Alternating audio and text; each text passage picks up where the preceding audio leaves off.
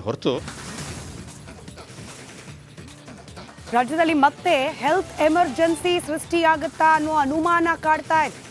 ಸಾಲು ಸಾಲು ಪ್ರತಿಭಟನೆಗಳು ನಿನ್ನೆ ಇಡೀ ದಿನ ಬೇರೆ ಬೇರೆ ಸಂಘಟನೆ ಹಾಗೆ ಬೇರೆ ಬೇರೆ ಕ್ಷೇತ್ರದ ಸಿಬ್ಬಂದಿಗಳು ಮಾಡಿದ್ದನ್ನ ಗಮನಿಸಿದ್ವಿ. ಇದೀಗ ನರ್ಸ್ಗಳ ಸರದಿ. ಹೀಗಾಗಿ ರಾಜ್ಯದಲ್ಲಿ ಹೆಲ್ತ್ ಎಮರ್ಜೆನ್ಸಿ ಶುರುವಾಗುತ್ತಾ ಅನ್ನೋ ಅನುಮಾನ. ಫ್ರೀಡಂ ಪಾರ್ಕ್ನಲ್ಲಿ ಅನಿರ್ದಿಷ್ಟಾವಧಿ ಅಹೋರಾತ್ರಿ ಧರಣಿಗೆ ಕುಳಿತಿದ್ದಾರೆ ನರ್ಸ್ಗಳು. ವೇತನ ಹೆಚ್ಚಳಕ್ಕೆ ಆಗ್ರಹಿಸಿ ಪ್ರತಿಭಟನೆಯನ್ನ ನಡೆಸಲಾಗ್ತಾ ಇದೆ. 15 ವರ್ಷಗಳಿಂದ ಕೆಲಸ ಮಾಡಿದ್ರು ಸಂಬಳ ಕೇವಲ 14,000 ಇದೆ ಅನ್ನೋದು ಇವರ ಅಳಲು.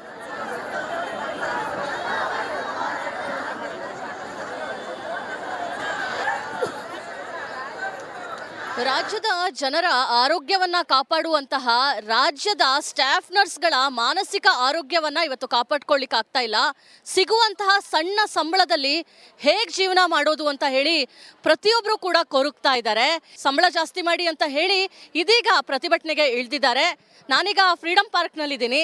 ಫ್ರೀಡಂ ಪಾರ್ಕಿನಲ್ಲಿ 9,000ಕ್ಕೂ ಹೆಚ್ಚು ಸ್ಟಾಫ್ ನರ್ಸ್ಗಳು ಬರುವಂತಹ ಪ್ರಯತ್ನವನ್ನ ಮಾಡಿದ್ದಾರೆ. ಕನಿಷ್ಠ ವೇತನವನ್ನ ಕೊಡಿ ಅನ್ನೋ ಒಂದು ಪ್ರಮುಖವಾದಂತಹ ಬೇಡಿಕೆಯನ್ನ ಮುಂದಿಟ್ಕೊಂಡು ಅಹೋರಾತ್ರಿ ಪ್ರತಿಭಟನೆಗೆ ಇಳಿದಿದ್ದಾರೆ. ಸ್ಟಾಫ್ ನರ್ಸ್ಗಳು ಆರೋಗ್ಯ ಇಲಾಖೆಯಲ್ಲಿ ಸುಮಾರು ವರ್ಷಗಳಿಂದ ಕೆಲಸ ಮಾಡ್ತಾ ಇದ್ದೀರಾ. ಎಷ್ಟಿದೆ ಸರ್ ಸಂಬಳ? ಜೀವನ ಹೇಗಿದೆ ನಿಮ್ಮದು ಅಂತ? ಮೇಡಮ್ ನೋಡಿ, ಈಗ ಬಂದು ಜಾಯಿನ್ ಆಗ್ತಾ ಇದ್ದರೆ 14,100 ರೂಪಾಯಿ ಫಿಕ್ಸ್ ಮಾಡ್ತಾ ಇದ್ದಾರೆ. ನಾವು ಸಿ ದರ್ಜೆ ನೌಕರರು. ಯಾವ ಥರ ಮಾಡಿದ್ದಾರೆ ಅಂದರೆ ನಮ್ಗೆ ಎಷ್ಟು ಹೀನಾಯವಾಗಿ ನಡೆಸ್ಕೊಳ್ತಾ ಇದ್ದಾರೆ ಅಂತಂದರೆ, ಏಜೆನ್ಸಿ ಥ್ರೂ ಕರೀತಾರೆ ಡಿ ದರ್ಜೆ ನೌಕರಿಗೆ. ಅವ್ರಿಗೆ ಸ್ಟಾರ್ಟಿಂಗ್ 18-19 ಸಾವಿರದಿಂದ ಪ್ರಾರಂಭಿಸ್ತಾರೆ. ನಾವು ಒಬ್ಬ ಕ್ವಾಲಿಫೈಡ್ ನರ್ಸಸ್ ಆಗಿ ಡ್ಯೂಟಿ ಜಾಯ್ನ್ ಆದರೆ 14,100ರಿಂದ ಸ್ಟಾರ್ಟ್ ಮಾಡ್ತಾ ಇದ್ದಾರೆ. ಸುಮಾರು 20 ವರ್ಷ ಆಯಿತು ನಾವೀಗ ಡ್ಯೂಟಿ ಮಾಡೋಕ್ಕೆ. ನಮಗೆಲ್ಲರಿಗೂ ಪೇಮೆಂಟ್ ಇನ್ನೂ 16,500 17,000. ನಾನು 2009ರಲ್ಲಿ ಜಾಯ್ನ್ ಆಗಿದ್ದು. ಇವಾಗ ನಾನು 16 ವರ್ಷ ತುಂಬಿ 17 ವರ್ಷ ಆಗಿದೆ. ನನಗೆ ಸಂಬಳ 16,000 ಬರ್ತಾಯಿದೆ. ನಮ್ಮ ಜೂನಿಯರ್ ಆಗಿ ಜಾಯ್ನ್ ಆಗಿದ್ದಾರೆ ಔಟ್ಸೋರ್ಸಲ್ಲಿ, ಅವ್ರಿಗೆಲ್ಲ 18,000 20,000 ಬರ್ತಾಯಿದೆ. ಜಾಯ್ನ್ ಆಗಿ ಇನ್ನೂ 1 ವರ್ಷ ಆಗಿಲ್ಲ, ಅವ್ರಿಗೆ ಬರ್ತಾಯಿದೆ. ನಾವು 15 ವರ್ಷ 17 ವರ್ಷದಿಂದ ಬರೀ 16,000 ರೂಪಾಯಿಗೆ ಇವಾಗ ಆಗಿರೋದು 16,000 ರೂಪಾಯಿ. ನಮ್ಮ ಬೇಡಿಕೆ ಏನು ಅಂದರೆ, ನಾವು ಪರ್ಮನೆಂಟ್ ಅವ್ರು ಎಷ್ಟು ಕೆಲಸ ಮಾಡ್ತಾರೆ ನಾವು ಅಷ್ಟೇ ಕೆಲಸ ಮಾಡ್ತೀವಿ. ಗೌರ್ಮೆಂಟಿಂದ ಏನೇನು ಯಾವ್ಯಾವುದಕ್ಕೆ ಏನೇನು ಟ್ರೈನಿಂಗ್ ಕೊಡಬೇಕು, ನಾವು ಇನ್ ಸರ್ವಿಸಲ್ಲಿ ಇಟ್ಕೊಂಡೇ ನಮಗೆ ಹೊಸ ಹೊಸ ಪ್ರಾಜೆಕ್ಟ್ಗಳು ಬಂದಾಗ ಅದಕ್ಕೆ ತಕ್ಕಾಗಿ ನಮಗೆ ಟ್ರೈನಿಂಗ್ಗಳು ಕೊಡ್ತಾ ಇದ್ದಾರೆ.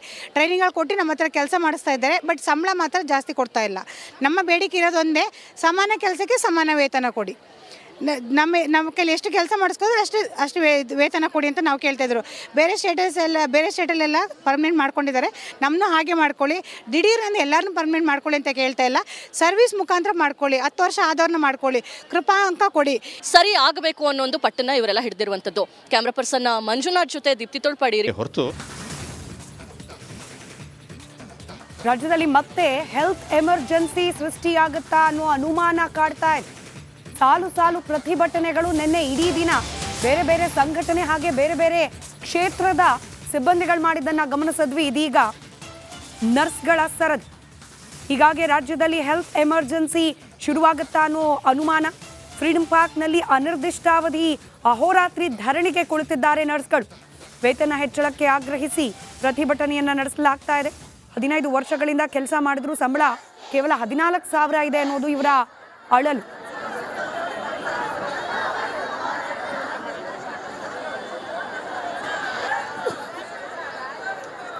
ರಾಜ್ಯದ ಜನರ ಆರೋಗ್ಯವನ್ನ ಕಾಪಾಡುವಂತಹ ರಾಜ್ಯದ ಸ್ಟಾಫ್ ನರ್ಸ್ಗಳ ಮಾನಸಿಕ ಆರೋಗ್ಯವನ್ನ ಇವತ್ತು ಕಾಪಾಡ್ಕೊಳ್ಳಿಕ್ಕೆ ಆಗ್ತಾ ಇಲ್ಲ. ಸಿಗುವಂತಹ ಸಣ್ಣ ಸಂಬಳದಲ್ಲಿ ಹೇಗೆ ಜೀವನ ಮಾಡೋದು ಅಂತ ಹೇಳಿ ಪ್ರತಿಯೊಬ್ಬರು ಕೂಡ ಕೊರಗ್ತಾ ಇದ್ದಾರೆ. ಸಂಬಳ ಜಾಸ್ತಿ ಮಾಡಿ ಅಂತ ಹೇಳಿ ಇದೀಗ ಪ್ರತಿಭಟನೆಗೆ ಇಳಿದಿದ್ದಾರೆ. ನಾನೀಗ ಫ್ರೀಡಂ ಪಾರ್ಕ್ನಲ್ಲಿದ್ದೀನಿ. ಫ್ರೀಡಂ ಪಾರ್ಕಿನಲ್ಲಿ 9,000ಕ್ಕೂ ಹೆಚ್ಚು ಸ್ಟಾಫ್ ನರ್ಸ್ಗಳು ಬರುವಂತಹ ಪ್ರಯತ್ನವನ್ನ ಮಾಡಿದ್ದಾರೆ. ಕನಿಷ್ಠ ವೇತನವನ್ನ ಕೊಡಿ ಅನ್ನೋ ಒಂದು ಪ್ರಮುಖವಾದಂತಹ ಬೇಡಿಕೆಯನ್ನ ಮುಂದಿಟ್ಕೊಂಡು ಅಹೋರಾತ್ರಿ ಪ್ರತಿಭಟನೆಗೆ ಇಳಿದಿದ್ದಾರೆ. ಸ್ಟಾಫ್ ನರ್ಸ್ಗಳು ಆರೋಗ್ಯ ಇಲಾಖೆಯಲ್ಲಿ ಸುಮಾರು ವರ್ಷಗಳಿಂದ ಕೆಲಸ ಮಾಡ್ತಾ ಇದ್ದೀರಾ. ಎಷ್ಟಿದೆ ಸರ್ ಸಂಬಳ? ಜೀವನ ಹೇಗಿದೆ ನಿಮ್ಮದು ಅಂತ? ಮೇಡಮ್ ನೋಡಿ, ಈಗ ಬಂದು ಜಾಯಿನ್ ಆಗ್ತಾ ಇದ್ದರೆ 14,100 ರೂಪಾಯಿ ಫಿಕ್ಸ್ ಮಾಡ್ತಾ ಇದ್ದಾರೆ. ನಾವು ಸಿ ದರ್ಜೆ ನೌಕರರು.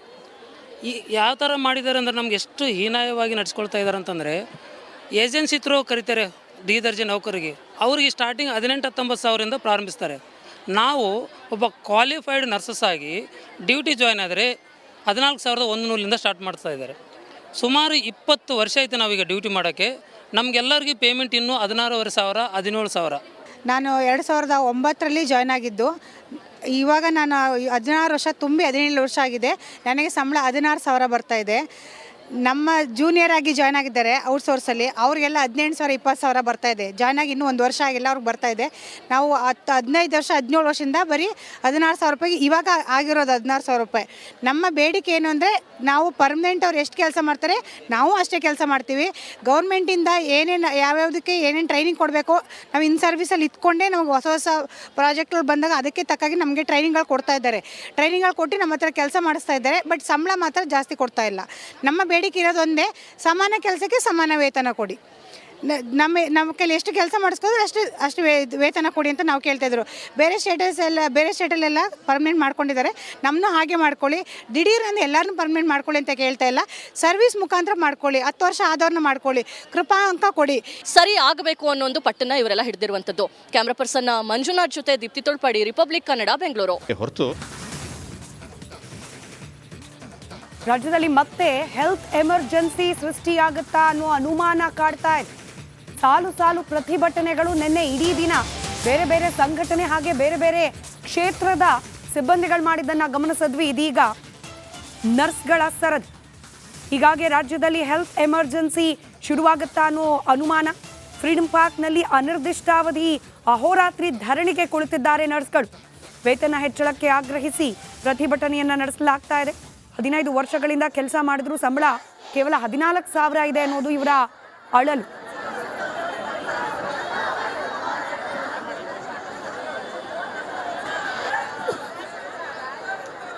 ರಾಜ್ಯದ ಜನರ ಆರೋಗ್ಯವನ್ನ ಕಾಪಾಡುವಂತಹ ರಾಜ್ಯದ ಸ್ಟಾಫ್ ನರ್ಸ್ಗಳ ಮಾನಸಿಕ ಆರೋಗ್ಯವನ್ನ ಇವತ್ತು ಕಾಪಾಡ್ಕೊಳ್ಳಿಕ್ಕೆ ಆಗ್ತಾ ಇಲ್ಲ. ಸಿಗುವಂತಹ ಸಣ್ಣ ಸಂಬಳದಲ್ಲಿ ಹೇಗೆ ಜೀವನ ಮಾಡೋದು ಅಂತ ಹೇಳಿ ಪ್ರತಿಯೊಬ್ಬರು ಕೂಡ ಕೊರಗ್ತಾ ಇದ್ದಾರೆ. ಸಂಬಳ ಜಾಸ್ತಿ ಮಾಡಿ ಅಂತ ಹೇಳಿ ಇದೀಗ ಪ್ರತಿಭಟನೆಗೆ ಇಳಿದಿದ್ದಾರೆ. ನಾನೀಗ ಫ್ರೀಡಂ ಪಾರ್ಕ್ನಲ್ಲಿದ್ದೀನಿ. ಫ್ರೀಡಂ ಪಾರ್ಕಿನಲ್ಲಿ 9,000ಕ್ಕೂ ಹೆಚ್ಚು ಸ್ಟಾಫ್ ನರ್ಸ್ಗಳು ಬರುವಂತಹ ಪ್ರಯತ್ನವನ್ನ ಮಾಡಿದ್ದಾರೆ. ಕನಿಷ್ಠ ವೇತನವನ್ನ ಕೊಡಿ ಅನ್ನೋ ಒಂದು ಪ್ರಮುಖವಾದಂತಹ ಬೇಡಿಕೆಯನ್ನ ಮುಂದಿಟ್ಕೊಂಡು ಅಹೋರಾತ್ರಿ ಪ್ರತಿಭಟನೆಗೆ ಇಳಿದಿದ್ದಾರೆ. ಸ್ಟಾಫ್ ನರ್ಸ್ಗಳು ಆರೋಗ್ಯ ಇಲಾಖೆಯಲ್ಲಿ ಸುಮಾರು ವರ್ಷಗಳಿಂದ ಕೆಲಸ ಮಾಡ್ತಾ ಇದ್ದೀರಾ. ಎಷ್ಟಿದೆ ಸರ್ ಸಂಬಳ? ಜೀವನ ಹೇಗಿದೆ ನಿಮ್ಮದು ಅಂತ? ಮೇಡಮ್ ನೋಡಿ, ಈಗ ಬಂದು ಜಾಯಿನ್ ಆಗ್ತಾ ಇದ್ದರೆ 14,100 ರೂಪಾಯಿ ಫಿಕ್ಸ್ ಮಾಡ್ತಾ ಇದ್ದಾರೆ. ನಾವು ಸಿ ದರ್ಜೆ ನೌಕರರು. ಯಾವ ಥರ ಮಾಡಿದ್ದಾರೆ ಅಂದರೆ ನಮ್ಗೆ ಎಷ್ಟು ಹೀನಾಯವಾಗಿ ನಡ್ಸ್ಕೊಳ್ತಾ ಇದ್ದಾರೆ ಅಂತಂದರೆ, ಏಜೆನ್ಸಿ ಥ್ರೂ ಕರೀತಾರೆ ಡಿ ದರ್ಜೆ ನೌಕರಿಗೆ. ಅವ್ರಿಗೆ ಸ್ಟಾರ್ಟಿಂಗ್ 18-19 ಸಾವಿರದಿಂದ ಪ್ರಾರಂಭಿಸ್ತಾರೆ. ನಾವು ಒಬ್ಬ ಕ್ವಾಲಿಫೈಡ್ ನರ್ಸಸ್ ಆಗಿ ಡ್ಯೂಟಿ ಜಾಯ್ನ್ ಆದರೆ 14,100ರಿಂದ ಸ್ಟಾರ್ಟ್ ಮಾಡ್ತಾ ಇದ್ದಾರೆ. ಸುಮಾರು 20 ವರ್ಷ ಆಯಿತು ನಾವೀಗ ಡ್ಯೂಟಿ ಮಾಡೋಕ್ಕೆ. ನಮಗೆಲ್ಲರಿಗೂ ಪೇಮೆಂಟ್ ಇನ್ನೂ 16,500 17,000. ನಾನು 2009ರಲ್ಲಿ ಜಾಯ್ನ್ ಆಗಿದ್ದು. ಇವಾಗ ನಾನು 16 ವರ್ಷ ತುಂಬಿ 17 ವರ್ಷ ಆಗಿದೆ. ನನಗೆ ಸಂಬಳ 16,000 ಬರ್ತಾ ಇದೆ. ನಮ್ಮ ಜೂನಿಯರ್ ಆಗಿ ಜಾಯ್ನ್ ಆಗಿದ್ದಾರೆ ಔಟ್ಸೋರ್ಸಲ್ಲಿ, ಅವ್ರಿಗೆಲ್ಲ 18,000 20,000 ಬರ್ತಾ ಇದೆ. ಜಾಯ್ನ್ ಆಗಿ ಇನ್ನೂ 1 ವರ್ಷ ಆಗಿಲ್ಲ, ಅವ್ರಿಗೆ ಬರ್ತಾ ಇದೆ. ನಾವು 15 ವರ್ಷ 17 ವರ್ಷದಿಂದ ಬರೀ 16,000 ರೂಪಾಯಿಗೆ ಇವಾಗ ಆಗಿರೋದು 16,000 ರೂಪಾಯಿ. ನಮ್ಮ ಬೇಡಿಕೆ ಏನು ಅಂದರೆ, ನಾವು ಪರ್ಮನೆಂಟ್ ಅವ್ರು ಎಷ್ಟು ಕೆಲಸ ಮಾಡ್ತಾರೆ ನಾವು ಅಷ್ಟೇ ಕೆಲಸ ಮಾಡ್ತೀವಿ. ಗೌರ್ಮೆಂಟಿಂದ ಏನೇನು ಯಾವ್ಯಾವುದಕ್ಕೆ ಏನೇನು ಟ್ರೈನಿಂಗ್ ಕೊಡಬೇಕು ನಾವು ಇನ್ ಸರ್ವಿಸಲ್ಲಿ ಇತ್ಕೊಂಡೇ ನಮಗೆ ಹೊಸ ಹೊಸ ಪ್ರಾಜೆಕ್ಟ್ಗಳು ಬಂದಾಗ ಅದಕ್ಕೆ ತಕ್ಕಾಗಿ ನಮಗೆ ಟ್ರೈನಿಂಗ್ಗಳು ಕೊಡ್ತಾ ಇದ್ದಾರೆ. ಟ್ರೈನಿಂಗ್ಗಳು ಕೊಟ್ಟು ನಮ್ಮ ಹತ್ರ ಕೆಲಸ ಮಾಡಿಸ್ತಾ ಇದ್ದಾರೆ. ಬಟ್ ಸಂಬಳ ಮಾತ್ರ ಜಾಸ್ತಿ ಕೊಡ್ತಾ ಇಲ್ಲ. ನಮ್ಮ ಬೇಡಿಕೆ ಇರೋದು ಒಂದೇ, ಸಮಾನ ಕೆಲಸಕ್ಕೆ ಸಮಾನ ವೇತನ ಕೊಡಿ. ನಮ್ಮ ಕೈಲಿ ಎಷ್ಟು ಕೆಲಸ ಮಾಡಿಸ್ಕೋದ್ರೆ ಅಷ್ಟು ವೇತನ ಕೊಡಿ ಅಂತ ನಾವು ಕೇಳ್ತಾಯಿದ್ರು. ಬೇರೆ ಸ್ಟೇಟಲ್ಲೆಲ್ಲ ಪರ್ಮನೆಂಟ್ ಮಾಡ್ಕೊಂಡಿದ್ದಾರೆ. ನಮ್ಮನ್ನು ಹಾಗೆ ಮಾಡ್ಕೊಳ್ಳಿ. ದಿಢೀರಂದು ಎಲ್ಲರನ್ನೂ ಪರ್ಮನೆಂಟ್ ಮಾಡ್ಕೊಳ್ಳಿ ಅಂತ ಕೇಳ್ತಾ ಇಲ್ಲ. ಸರ್ವಿಸ್ ಮುಖಾಂತರ ಮಾಡ್ಕೊಳ್ಳಿ. 10 ವರ್ಷ ಆದವ್ರನ್ನ ಮಾಡ್ಕೊಳ್ಳಿ. ಕೃಪಾ ಅಂಕ ಕೊಡಿ. ಸರಿ ಆಗಬೇಕು ಅನ್ನೋ ಒಂದು ಪಟ್ಟನ್ನ ಇವರೆಲ್ಲ ಹಿಡಿದಿರುವಂಥದ್ದು. ಕ್ಯಾಮ್ರಾ